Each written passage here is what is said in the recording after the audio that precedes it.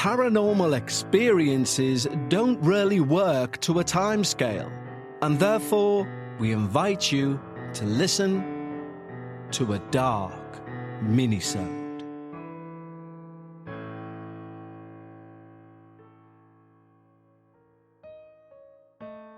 Hello everyone, and welcome back to another dark minisode. Yes, it's Wednesday, so this time it's one of our listeners' minisodes. If you'll recall, a week ago we were just about to find out exactly what was the thing that was making Kaylee's life hell. But before we go into that, I need to say a huge apology to our Patreon team because they usually receive this ad-free and before everyone else. They're only going to receive it the night before due to an error on behalf of Patreon. However, I sincerely apologize for that. You will still get it before people and ad-free, but it certainly is not when you should have had it, which was Monday. And if this part sounds slightly weirder than the rest of the episode, it's because I've had to go into the episode and add this bit in as an apology. But as I say, it's still ad-free at the very least, and I'll ensure it's the last time it ever happens.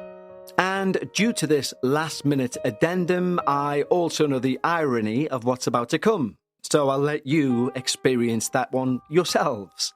Don't forget, when you sign up to our Patreon team, you would get these episodes and every other episode on the feed, both early and ad-free. And that goes for all of our debuts, finales, our minisodes, and of course you can gain access to our Patreon-only podcast, Dark Bites, of which there's well over 70 hours of Patreon-only content. It's Halloween. You could be sitting there about to buy a film or rent a film off Prime, but for the same price, you would gain a full month's access to that back catalogue. So why not make Halloween a few nights? Throw on some candles, get some throws together all cozy, and throw on some Dark Bites. And believe me, you don't need a partner to have a solo candlelit terrorfest. Or, as I like to call it, how long can Kev last before he goes and turns the big light on? I'd like to say hours, but it's simply not the case. But we'd all love you to go over to patreon.com/thedarkparanormal. But right now, let's remember last week we heard from Kaylee. Kaylee is a long-time listener, and she shared her childhood paranormal experiences in a Victorian house in Norwalk, Ohio, where she lived after her parents divorced in 1995. The house, built around 1857, always had an eerie atmosphere that troubled her right from the start. Dark corners and unsettling feelings of being watched. Kaylee would experience night terrors, and she would see disturbing apparitions, including a dark, faceless figure, floating heads, and perhaps the most terrifying event involving her bedroom closet, where shadows would move, and eventually, she believed a malevolent entity resided. And so, for clarity, we will start today's minisode with the final paragraph of last week's minisode, so we're all up to speed. It's at this point in our time at that home, I came into contact with what I felt was the worst entity that made itself known. At night, the same closet that liked to slam itself shut started to open, then stayed open. At first, I'd see nothing. I'd just wait for the slam. But it did not come. The closet would then start to open more, and I'd see what I thought was a shadow, moving from right to left. As per usual, I'd freak out, then run downstairs to my mum, and this was all the same routine. But I was so upset with the shadow creature in the closet, I even had my mum give away my beloved my-size Barbie doll. And I was obsessed with that. But because I thought she may be the culprit trying to scare me, I couldn't take any chances. Then one night, I finally found out what it was. The door slid open. Its caught-on-carpet sound waking me up. And I saw the manifestation of a little girl. She had long brown hair, a 1900s period style dress with white tights and little black shoes. I remember seeing straight through to the clothes on the hanger behind her, but she was still in a solid type of form. She just stared at me, chin pointed down, eyes looking up, locked on mine, for what felt like hours. Somehow I eventually fell asleep. It's so vivid in my memory, even to this day. I'd see her often and would find myself too scared to scream, knowing that in the time it took me to yell and my mum to make it upstairs, the girl could have easily reached me in my bed no problem. Most nights I'd be sat there, eyes out from under the blanket, tucked tight. But the times I could find the courage, I would scream, and I would hope it was enough time. I started to feel bad. I knew my mum was getting fed up with me yelling for her, or the countless times I'd run downstairs in the middle of the night. I could see how angry she was getting. I was too frightened to move from my room when things would happen. I was stuck between getting in trouble with my mum and dealing with this entity in my room. Turns out I was more afraid of upsetting my mother in the long run, so I dealt with them. I even went so far as to try and do whatever research I could in my elementary school library about ghosts. I found a book called Ghosts, Ghostly Tales from Folklore. Within it was a tale that featured a song that apparently, if you said it and repeated it, the spirits would go away. So I memorized it, and I thought the next time I see her, I'm going to give it a try. Shockingly, a song about ghosts and buttered toast did not exactly keep it at bay. But I would try anything. A year or so went on, and I started to develop an intense fear of death, even having panic attacks on the regular basis, even mental breakdowns in public. I was maybe 7 or 8 at this point. My mother finally gave in and decided to bring me to a child psychiatrist, which I'm sure was out of exhaustion mixed with confusion as to what was really going on with me.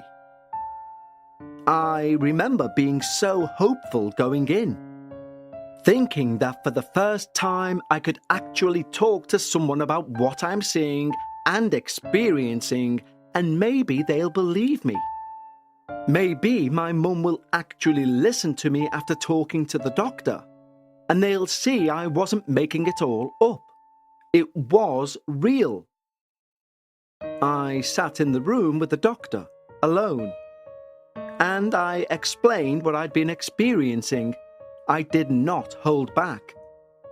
And I was overwhelmed with emotion, finally being able to get everything off my chest. I genuinely felt like I didn't need to be embarrassed anymore. When we were done, he called my mum back in, and I remember sitting there with my hopes so high, feeling relaxed. I thought, he's going to tell her everything. It's all going to be okay. Somehow she's going to stop these entities, or whatever they are, from doing what they're doing to me, and it will all be fine. After a while, he called me in, and the three of us sat down. He then proceeded to tell me and my mother how the divorce had done this to me, how this was anxiety and attention-seeking behavior, blah, blah, blah. I zoned out, completely at a loss.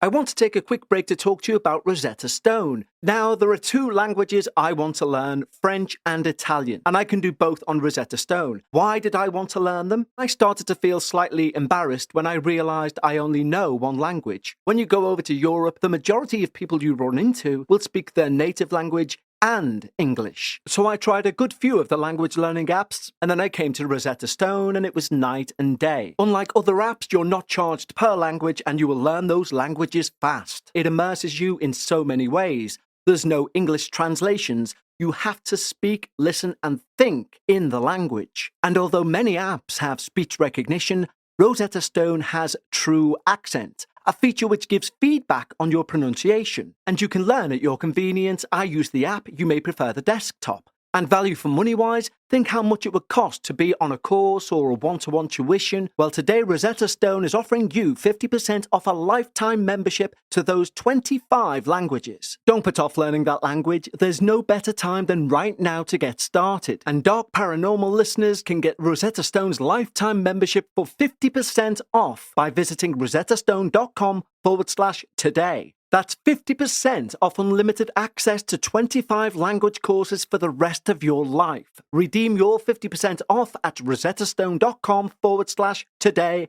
today.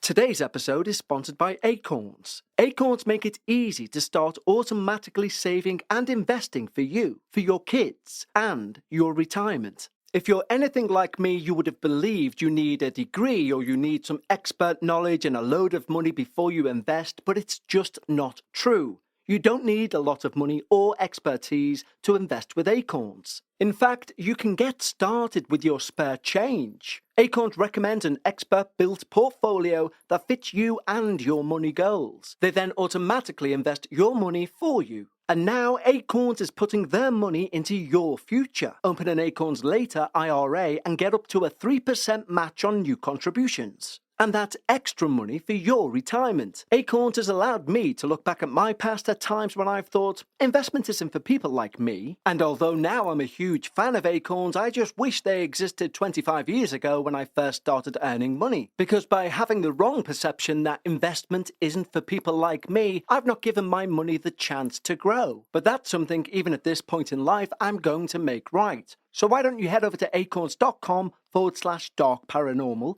or download the Acorns app to start saving and investing for your future today. Paid non-client endorsements. Compensation provides incentive to positively promote Acorns. Investment involves risk. Acorns Advisors, LLC, an SEC-registered investment advisor. View important disclosures at acorns.com/darkparanormal. Today's episode is sponsored by Acorns. Acorns make it easy to start automatically saving and investing for you, for your kids, your retirement. You're probably thinking, I need surplus money to invest, but you don't need a lot of money nor expertise to invest with Acorns. In fact, you can get started with just your spare change. Acorns recommends an expert-built portfolio that fits you and your money goals, then automatically invests your money for you. And right now, Acorns is putting their money into your future. Open an Acorns Later IRA and get up to a 3% match on new contributions. That's extra money for your retirement. If you're anything like me, you always thought investing's what other people do. Other people who know what they're doing. Well, that's where Acorns come in. They do know what they're doing on your behalf. And they're also putting their money where their mouth is, because as mentioned earlier, open an Acorns Later IRA and you'll get up to a 3% match on new contributions. So head to acorns.com/darkparanormal or download the Acorns app to start saving and investing for your future today. Paid non-client testimonial. Compensation provides incentive to positively promote Acorns. Investing involves risk. Acorn Advisors, LLC, an SEC-registered investment advisor. View important disclosures at acorn.com/darkparanormal. I had never felt so defeated or low in my entire life. I was crushed. I was left thinking, what do I do now? Am I actually crazy? Am I a crazy person? When will it become too much? And when will one of these entities finally get me? It was all too much. I vaguely remember the ride home and just wanting to jump from the car because I never wanted to step foot in that house again.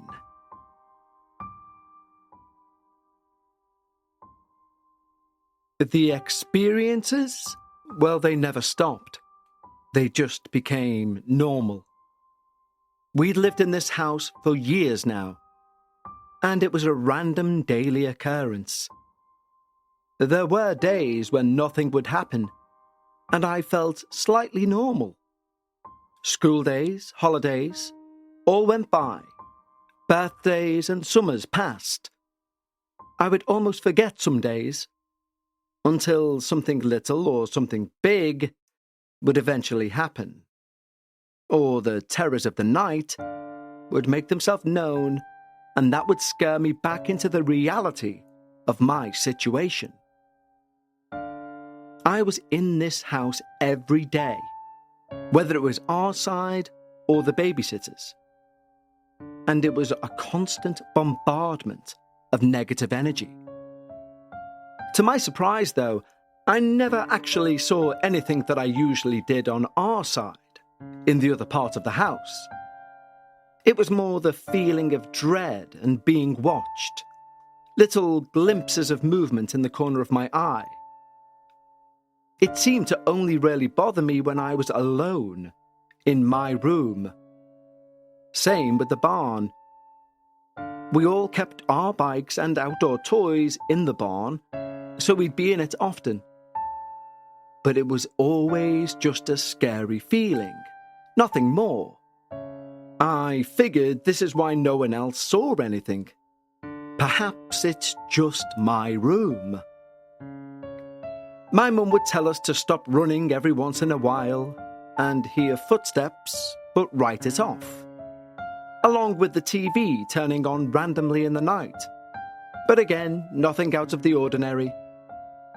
One day, my mother and Renee were out in the back garden chatting whilst us kids ran about.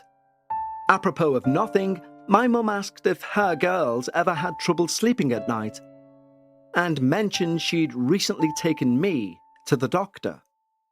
I knew she was worried about me and wanted to get some advice, or figure out a way to make it stop.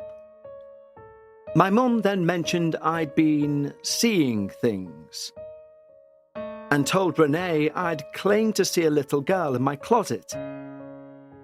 And that is when Renee froze. Her eyes widened, and she said, "Maria, I've seen her." Well, my mum's jaw dropped, as Renee proceeded to tell the story of the day it happened. She said she'd been doing something or other in the kitchen, looked up, and noticed that all the way down the hall, she could see someone at the base of the spiral staircase. And they started to climb up. She was thinking of all the kids that she'd been babysitting. Which one was it?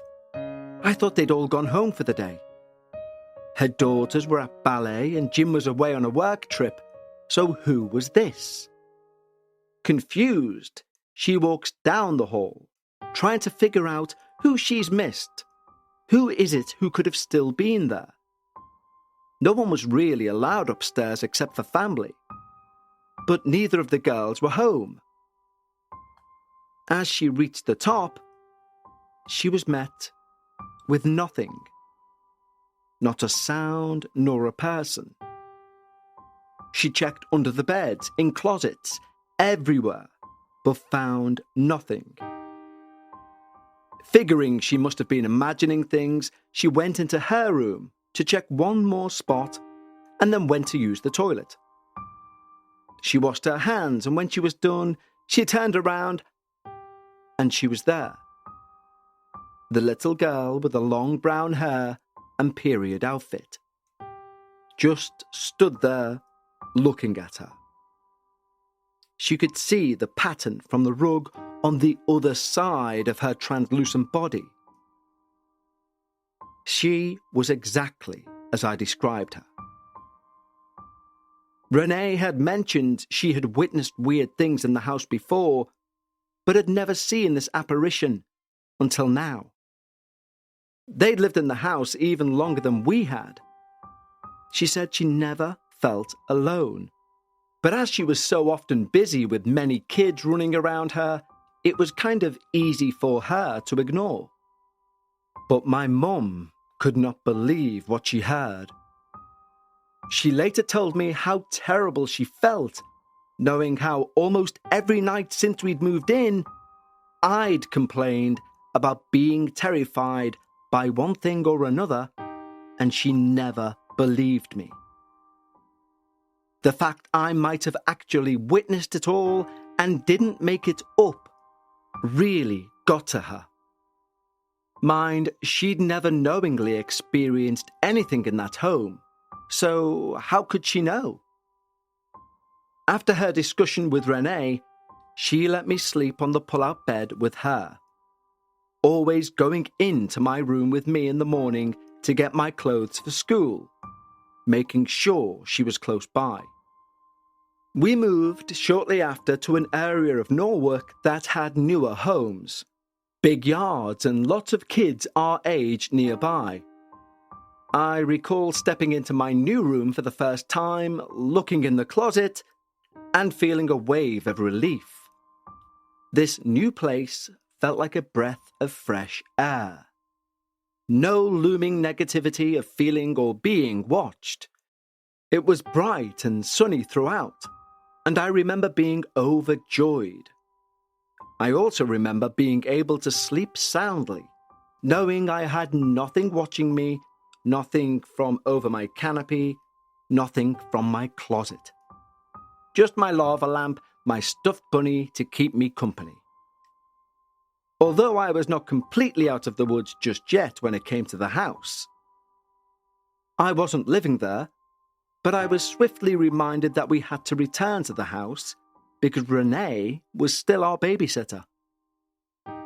It seemed though, since I was a bit older now, and the fact that I was never really alone or there at night, I didn't really have any more of the serious interactions with the entities of the house. Still the feelings and realization of something being there, but nothing really more than that. Renee and I chatted about our mutual experiences, and I thanked her for saying something to my mum. After years of terror, embarrassment, confusion, and anxiety, I finally had someone who believed me, only because they saw the same thing I did. I was not crazy. As I've gotten older, I've been able to talk to my brothers about the house, and I asked if they ever experienced anything. They both said not really. Although my middle brother did admit to me that the first day we went in and done a walk through, he saw a small boy that looked like he was made from black and white static, move from my room to their room, up the stairs he was about to ascend himself. When he got to the top, there was no one there. But he couldn't have been more than 4 at this point, and he said he didn't remember anything about it until I admitted what I'd seen. I never saw that little boy, and no one in the house saw what I did. I still wonder about the faces and the dark figure in the corner, how they didn't seem quite human. People have moved in and out of this home, and I've periodically checked the realtor's reports. It seems that no one stays more than a couple of years or so before selling. Cheap. You would think this lovely brick house on a beautiful historic row of homes in a cute small town would be a hot commodity. A house like this would usually never be on the market every couple of years. The last time I checked, it looked abandoned. The interior photos of the house showed it was in a shambles, falling apart. I even stopped in front of it on my way home one year and took a film photo of it myself. It's decrepit. You would never believe we'd lived there only a few years ago. It was recently for sale, So my brother and I made a plan that when I returned for Thanksgiving a year or so ago, we would schedule a walkthrough just for old time's sake. Just before I returned, someone ended up buying it, so we never got that opportunity. But there have been so many times I've wanted to walk up and say to the current owners, "Have you experienced anything?" But I guess that will always be a mystery. As I've gotten older, my curiosity with this home has only grown more intense. And I asked my mum, who is a title examiner, if there was any other information we could pull up on this location. Well, she talked to a friend in that county to see if he could help us out, look deeper into its past. We still don't know the full story, but apparently this house originally belonged to a doctor in the area. He lived there with his family, and there was a polio outbreak. This was in the 1800s, and his family had been affected by it heavily. The doctor apparently lost his wife, along with 3 children, including his young daughter. I'm hoping one day to hire someone to give us a full breakdown of the history. I still dream of being back there, but it's always a situation where I'm trapped and I can't escape.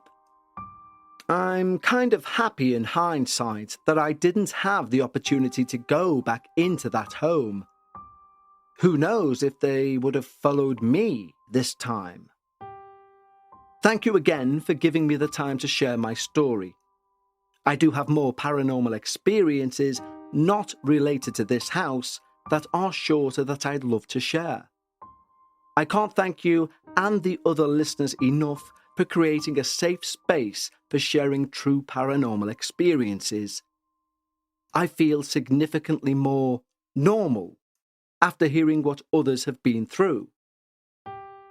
It's sort of like a therapeutic experience being able to resonate with those who have seen the other side. For anyone listening, you are not alone. And what a poignant message to end this minisode on.